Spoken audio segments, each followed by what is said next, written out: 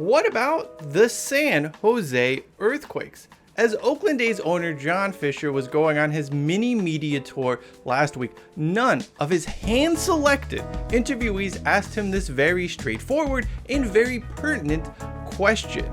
But who needs that bum to answer when it's already out in the universe for everyone to see? And more importantly, that answer exposes what exactly will happen to the Athletics should they move to Las Vegas.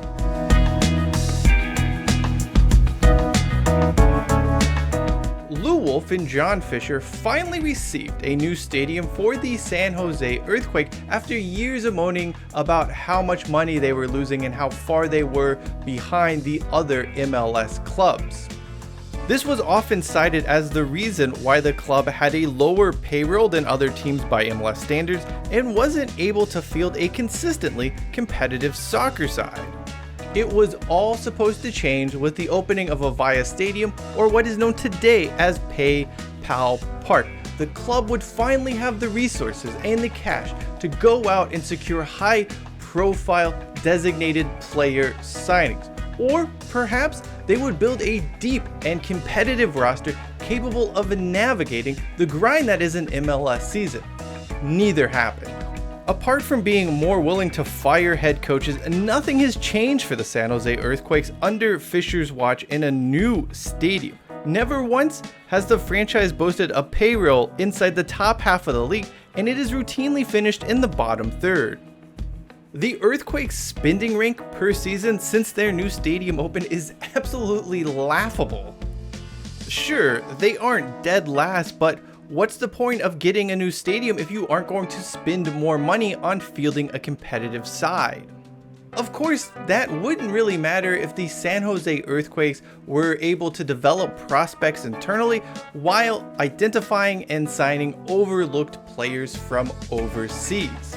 That hasn't happened either. Instead, the Earthquakes' recruitment policy over the past 9 seasons would make Mick McCarthy blush. That soccer zinger? Well, it was for me, so don't worry if you didn't get it. Anyway, as for San Jose, in the first 8 years of their new stadium being open, they've only qualified for the postseason a paltry 2 times. More embarrassingly, they did not advance past the first round on either occasion.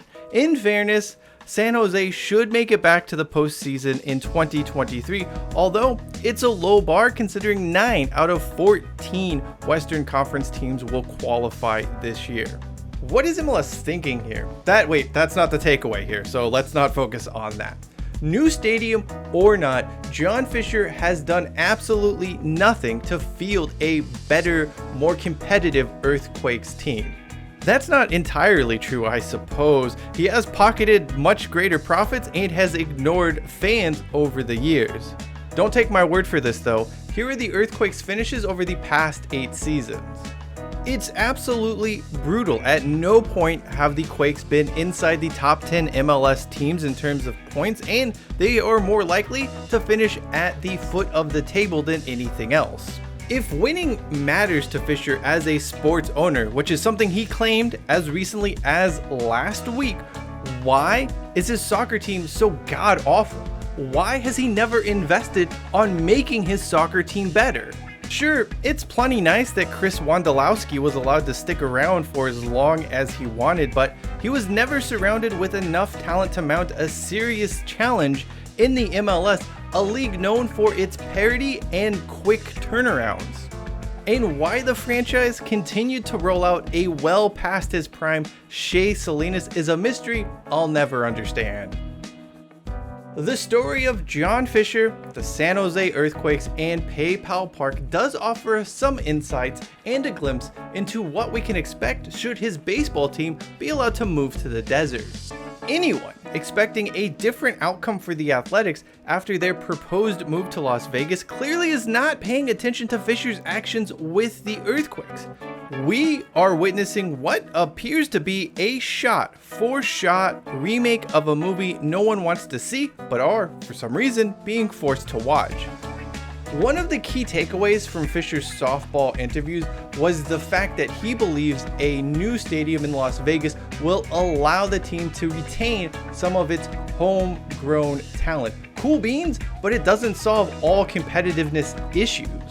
After all, what good did keeping Wando do for the Earthquakes?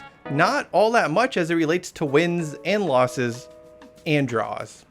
New stadium or not, we know there is no way the A's payroll will ever make it into the top half of MLB spenders. The best case scenario would most likely be around the 20th to 25th highest in the league. That does not equate to a hell of a lot.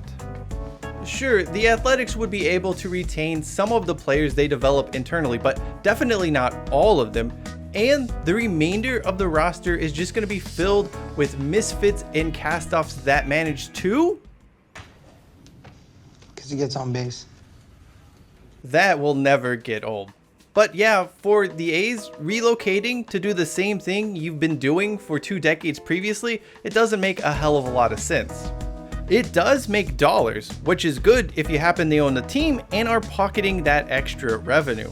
All of those Las Vegas personal injury attorneys who buy expensive club seats and chug down overpriced Bud Lights aren't actually helping support the ball club, not at all. They are assisting Fisher in his desperate attempts to prop up his declining fashion empire. He can do all of these peculiar off-camera interviews saying otherwise, but the proof of what will really happen to the A's in Las Vegas can be found back in San Jose and the other team he owns. A hopeless, uncompetitive soccer club that fans have long since soured on. A new stadium does not mask the failings of a crap owner. Just ask the Miami Marlins about that. I've said this before and I will say this again. My beef here isn't with Vegas. And by and large, Oakland fans have no issues with the city getting an expansion team. The problem is some of you, such as well-known propaganda peddler Mick Akers, thinks that your city is somehow different and somehow special and unique. That for some reason, a man who has done nothing but lie since the day he was born is, for some inexplicable reason, telling you the truth? The question I have for you is this: why? Why will your situation with John Fisher be any different than what has happened with Oakland and the San Jose Earthquakes? And a follow-up question, why won't he allow people to ask him about the San Jose Earthquakes?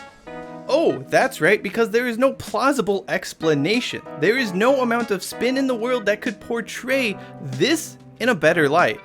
Believe whatever you want to believe, but don't start crying when Fisher gives you the proverbial middle finger, just as he has done to everyone else. The writing was on the wall, you chose to ignore it.